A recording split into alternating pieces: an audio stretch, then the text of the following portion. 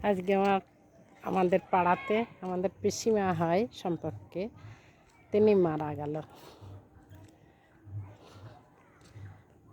পাড়া প্রতিবেশী। তা তিনি ভালো গান গেতে পারত, কোনো লেখাপড়া জানতো না, কিন্তু এত সুন্দর গলা ছিল। সারা জীবন স্বামী স্ত্রী দুইজন নিজেরা বসে বসে গান গেত এই মন্দিরেতে এসে, খুব ভালো লাগতো।